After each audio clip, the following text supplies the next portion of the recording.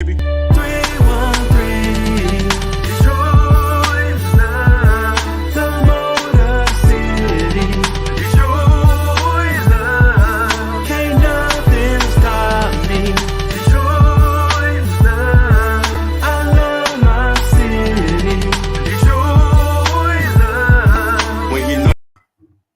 to another episode, Middle Ground with JLE L.L.C, where we treat you like family.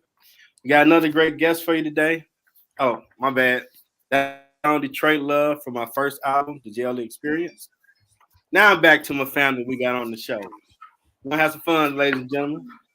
We have truth and deception detection expert and CEO of Accurate Body Language LLC, Janette Ghedotte, MS, MALLP.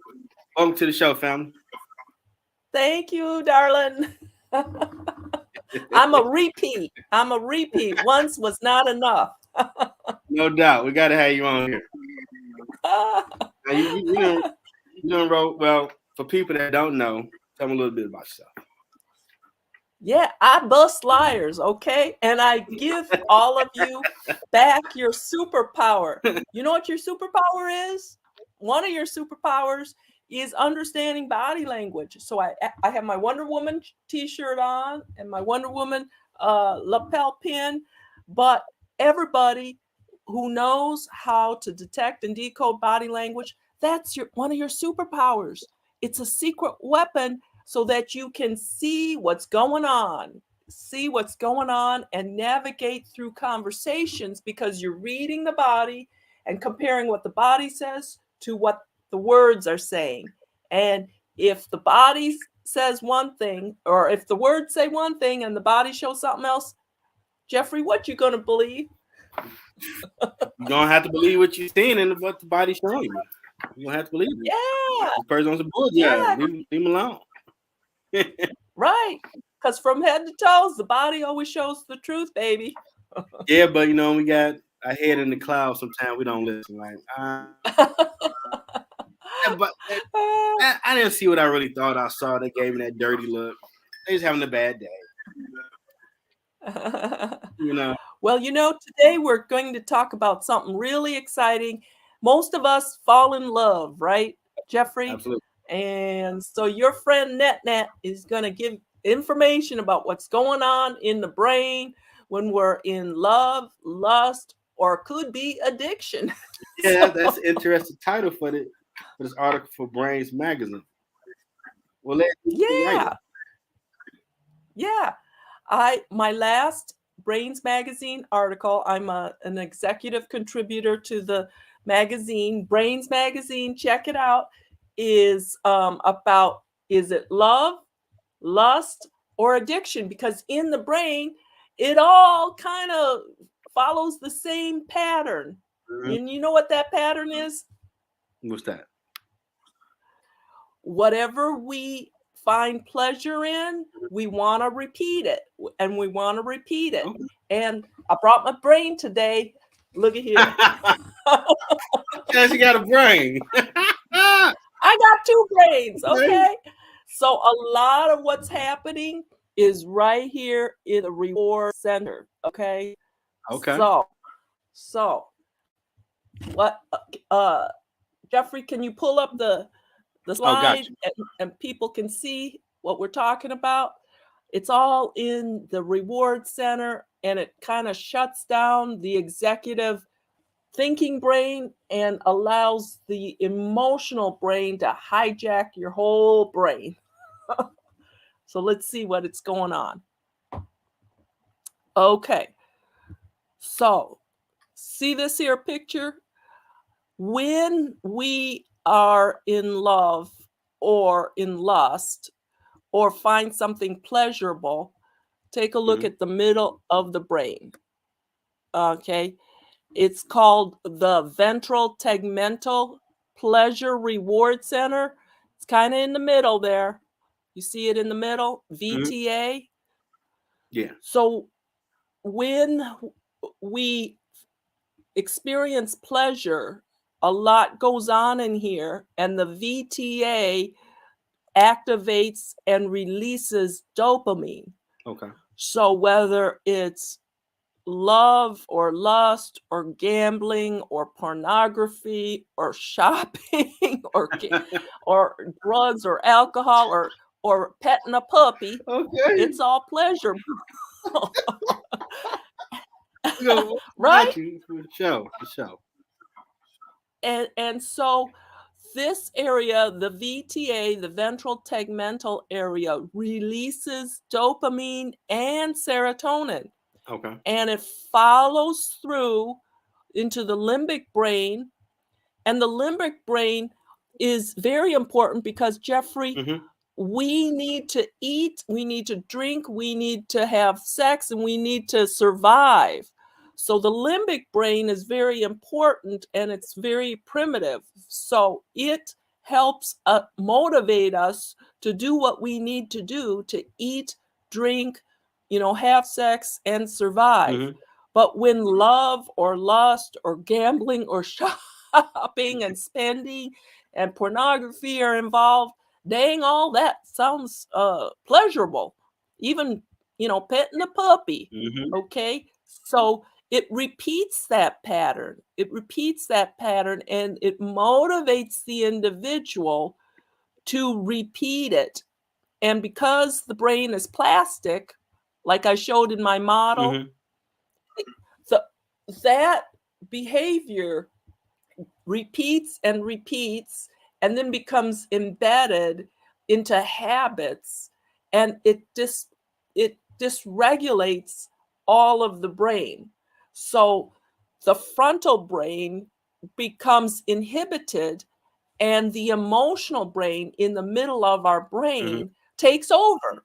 That's why, we've all seen friends, family, and perhaps even ourselves just lose our minds when we're in love, lust, Yeah. or, consuming substances. Yeah, I've been there before. Um, yeah. I mean, family and friends just don't understand why. Let's say their relative, their loved one just finished, 2 weeks of rehab, Mm-hmm. and then they get out and they just don't understand that they continue to drink or do drugs when they just got out of rehab. Mm-hmm. Well, that's because the brain, being plastic, changed and organized. So now the drug seeking behavior or the alcohol seeking behavior becomes so strong that it repeats its pattern. And so the frontal brain, the logic brain, isn't working normally. And so the middle brain is saying, gotta get it, gotta get it, gotta have it, gotta have it. And initially, when we start out, it might be pleasurable, but over time, the dopamine levels and the serotonin levels and the neurotransmitter levels all go out of whack. Mm-hmm. That impulsivity turns into compulsivity and addiction when you lose the pleasure of wanting it, and it becomes, oh my God, I need this substance so I don't have the severe withdrawals. Ooh. So it's very, very complicated. And once I realized that, I had greater compassion for those suffering with addictions, because if you don't understand that, you're thinking, this don't even make sense. He's risking his job, he or Exactly. she's risking his driver's license, his spouse is going to leave him, and his kids are mad. Right? Exactly. You got a lot of problems. Right. So the brain has to heal in sobriety in order for the frontal brain, our executive brain, to get better, to rebalance, to recalibrate. So in a nutshell, that's what it's all about. What do you think about all that? It's complicated. That's fascinating. That all that really goes on in the brain. Why we keep doing so many Yeah. consistent behaviors. Now, and it's amazing because do you know somebody who fell head over heels in love with somebody, or it could be Mm-hmm. us, right? So uh let's say if it were a friend and you watch that friend, and like for instance, I had a friend and she fell head over heels in love with Grant. I wrote about it. Okay. Yeah. And she was so obsessed with following him, stalking him. Oh man. you know, she was a little crazy. She didn't slash any tires or anything, but That's good. just compelled to be near him. And she didn't know him. She didn't know him at all. And their brief relationship, it was brief, and then he ghosted her. Oh. He ghosted her, and then she was devastated. So you see, in that scenario, it's very similar to drug addiction, where you want it, you're motivated to get it, it's pleasurable, you're obsessed with it. And then when he ghosted her and abandoned her, she felt like she was in withdrawal. And from a brain perspective, she was in the painful withdrawal of her object of desire. And Jeffrey, it took a whole year for her brain to rebalance and recalibrate. Just like in sobriety, Jeffrey, it takes an addict at least 30 days to stop the damage, and then every day for the rest of his or her life to make sure it doesn't repeat the pattern. The brain needs to heal. So within a year, she eased up on her obsession over him, and she became normal again. Okay. In functioning. Now, so what do you think about all that? Do you know of a case of a friend or yourself going through that same? Hey, back in '98, I met a girl at a club from Pontiac. Okay, tell me. It's called a Yak Town, was the nickname for around my friends. And she was 6 foot and beautiful. What? You couldn't tell me nothing. I was riding every night, running up my phone bill. You see what I mean? And what did your friends and your family say about all this? My friends like, okay, are you getting anywhere with this girl? Yeah.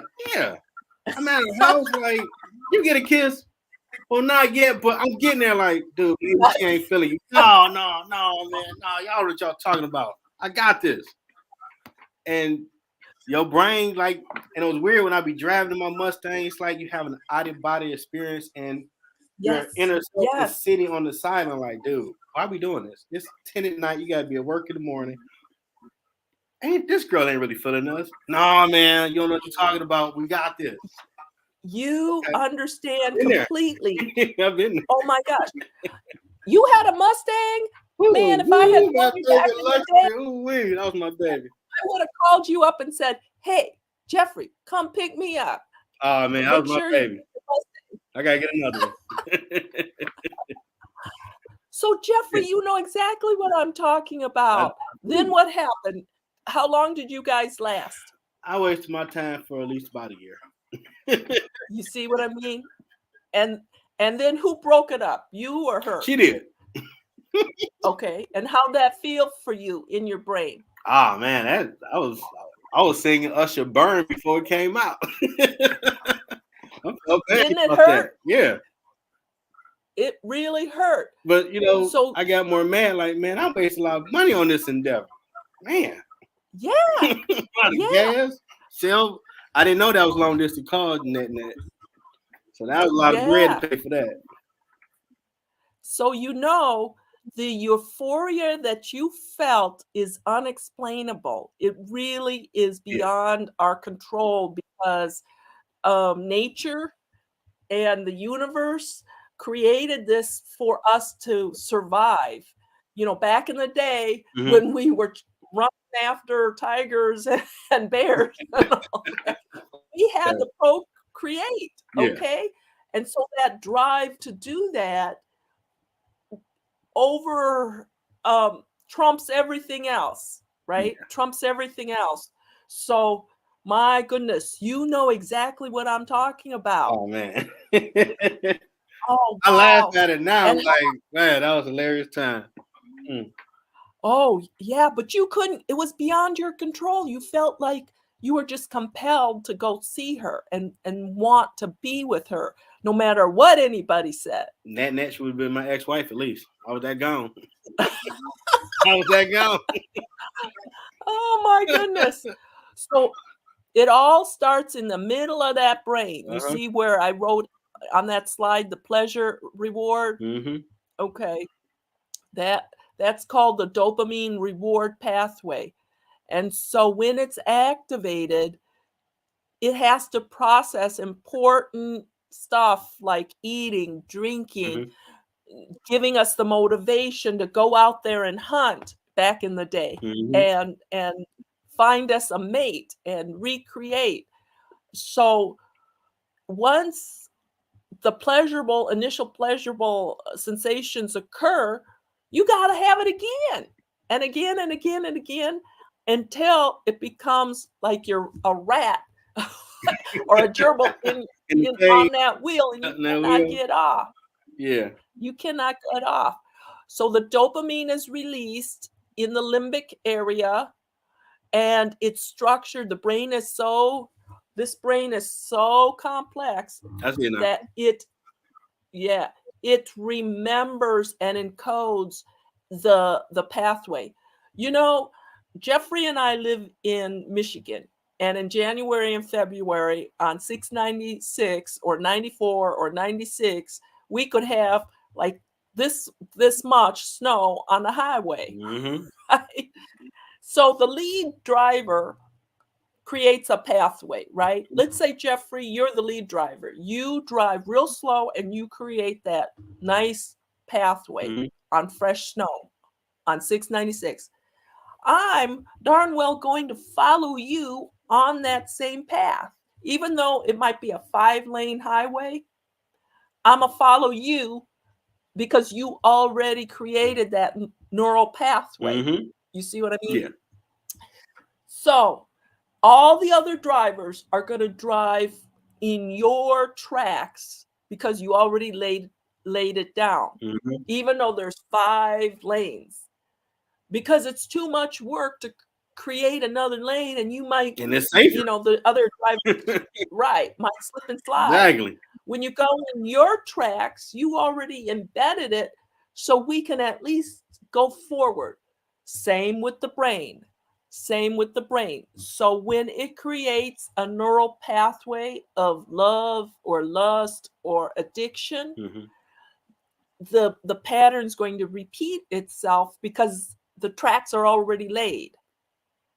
And with dopamine, it spikes up the dopamine, and you're on a euphoria. Didn't it feel like euphoria and exhilaration when you were in love with this girl? Oh man, when she smiled at you, boy, I'm like, it was worth this drive. You can't tell me nothing. Yeah, it was worth it. Your dopamine was going bing, bing, bing, bing, bing, bing, bing. And so the dopamine is flooded in your neural pathways and in your synaptic gap. And the brain changes where it would normally go back up in the neuron, but it's blocked. So it floods your synaptic cleft longer than usual. Okay. Then your brain's all messed up. You can't think straight. Right? Jeffrey, because let's feel our forehead, dear. This part of your brain is shut down, and the reward part is bing, bing, bing, bing, bing, like firecrackers. Oh yeah. Like firecrackers. Yeah, there's a lot of brown liquor. So what it does, the dopamine is released in the nucleus accumbens, and the reward pathway motivates us to repeat it. You called her what, every day, all day long? Man, I mean, she has such a sexy voice. Yeah, I could sit there for 8 hours just racking up money like a fool. Yeah, you were smiling more than usual, I bet. Okay. Man. So then the memory of all that is locked in the hippocampus, and you just gotta have more. But the initial pleasure then becomes impulsive, and we're making poor judgments. Yeah. And then it becomes compulsive and obsessive that we scared our targets away because we calling them too much, right? So then the brain is all out of whack. All right. That's true. But initially, when the dopamine and the endorphins are released, we feel so good. It's like heaven. It's like heaven. Mhm. So that's it's complicated, but it's all about the cycle of pleasure, repeating the pleasure, locking in that experience in the hippocampus, which is our memory center, and then motivating to repeat it and repeat it and repeat it until it becomes impulsive, goes into compulsive, goes up into obsessive, and then they leave us, and then we feel withdrawal. Yeah, So man, a lot of it ain't fun, is a lot of Parmesan, Hennessy, Crown Royal Day. Like, man, I can't figure this out. Like, maybe they told you to figure it out. Like, nah, man, I'm somewhat smart. It's something going on. Like, maybe Jeff, it ain't you. Ain't it? Yeah. Ain't it? That can't be it. Right. And that's the most rational answer. If this happens to each of us when we get it bad. We get it so bad. There was a man in Colorado. His name was Christopher Watts. Because he was in this dopamine rush with his mistress, okay, he thought it was a good idea to strangle his pregnant wife with their 15-year-old baby, strangle the 3-year-old and the 4-year-old, and toss the kids in an oil tank and bury the wife, all for lust of the mistress. Wow. You see how dangerous this can be? Yeah. This is Christopher Watts. Yeah, that's taking that way too prison. far. It ain't that serious, man. But that's what happens.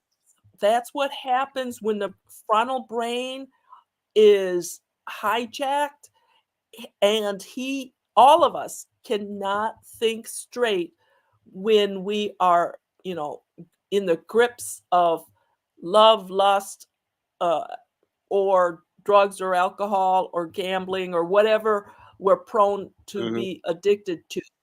Now, some people don't have the addict tendencies, but there are some other people who just one time and bang, they are hooked.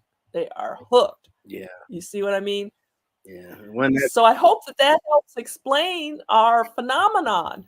Yeah, you just took me back. Like, man, my homegirl I would talk to, she's like, Jeff, maybe this ain't for you. No, man. Like, I might get somebody a good laugh tonight. I remember a time where I was on the phone with my homegirl, and then she called, and she was like, I went and made some strawberries. I'm like, okay, whatever. I really like strawberries. I'm like, here, I'm about strawberries. I hope you get some. I'm doing something to call you back. And I guess I had a way in my voice where I sound puzzled. My homegirl like, what's wrong? Like, oh, girl just got off the phone, and she talking about strawberries. Like, oh no, Jeff. I'm like, wait a minute, I missed something. Like, yeah, you missed a lot. Like, did you say it more than once? Like, yeah, I thought it was weird. Like, you supposed to be going back to strawberries, boy. Like, oh, dang, man. Look, you missed the opportunity to get strawberries and go over her house. But you see, your brain wasn't chemically connected to her like the other person. Nope. Because if the other person had said, man, I want some strawberries, you'd be going to Myers. Net, that's the problem. It was that girl. I just did. I never knew there was a hidden meaning with strawberries. I didn't know that. Oh, I know that part of the day. You missed the clue. I missed it. You missed bad. the clue, my friend. My homegirl laughs at her like, you gonna figure it out one day. Like, man, it's a code for fruit. What the hell going on today? What's real now? It was just an excuse to get you over, my friend. I was green back then. Over. I was green back then. I did not know nothing about no fruit. You took it too literal. I really did. Like, damn it, go get some fruit. Why should you talking about this? You funny. Somebody So might you laugh. see how the brain is so well adjusted that it will adjust to whatever you want to repeat. True. It's like it helps organize our thoughts, and it reshapes and reorganizes and disorganizes if we're in the throes of love, lust, or addiction. So I've enjoyed hearing your story, and you kind of brought it to life. Somebody might get a good laugh. Like, yeah, that I didn't know nothing back then. I'm still learning. That's right. That's right. I don't know if I write a story about that. There was a lot of bad moments like that. I didn't understand. So, what's been the reception of your article so far? I didn't catch that. What's been the reception of your article so far? The feedback. Oh.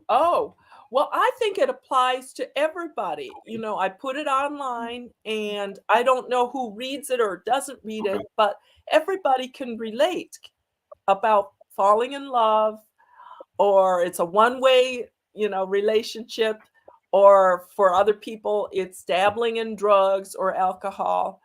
And I feel bad for gamblers because you see gambling ads everywhere now. Yeah. Their brains can't take a rest. You're right about that. But in order for the brain to recalibrate and to rebalance, you have to abstain from the very things that ignite that brain. Okay. And so the breakup, even though it's painful, it allows your brain to heal. And sobriety for addicts allows the brain to heal. But for gamblers, man, they see gambling ads every time they watch sports. Yeah, it's hand to hand now. So they really don't get a break. But I appreciate being on your show, and I hope that the topic is relevant and interesting. And once you know more about what's going on in the brain, it makes more sense, doesn't it? Yeah. Now, are there solutions to curb those natural instincts? Because it's chemical and beyond our explanations, once you get hit with the love bug, you bit, okay? You just bit. Your friends and family will tell you, oh my goodness, this ain't smart. Remember when they told us what you doing, why you calling her, all that? Yeah. Did it matter? No, it didn't matter. Nah. So you just hope that you make good enough decisions to get you through that. Or if the relationship is true love, that you develop the relationship on a more solid foundation beyond just the initial lust part. And that might take 2 years to get past the lust into the relationship part. So okay, I thought it was a great topic to explain regarding the brain and what's happening when we fall in lust. Yeah, and we got your Instagram and LinkedIn scrolling across for people to connect with you. You have anything else going on in recent? Yeah. I give lots of body language tips. So make sure you connect with me on Instagram or LinkedIn. On Instagram, it's Accurate Body Language. And on LinkedIn, it's my full name, Janette Ghedotte. And thank you, Jeffrey, for inviting me to the show and having me as a repeat. Absolutely. Gotta have you on the show to talk about it. Bound to be an interesting article. Thank you. Yeah, check out my article on Brains Magazine. Okay.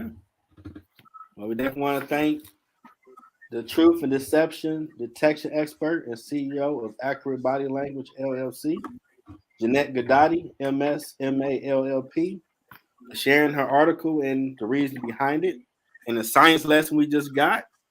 So you got it bad for somebody out here, sometimes just pull away from the table, leave the phone alone, don't text, go work out, find balance. Don't be today. Don't be me.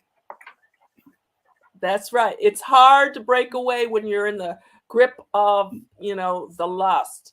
And sometimes it takes the breakup in order for you to go through the withdrawal and then have the brain rebalance into a new normal. Right, Jeffrey? Yeah. That was a funny time. Well, I hope everybody enjoyed this episode. Maybe got a good laugh. Check the replay out. I guarantee you might laugh. Until next time.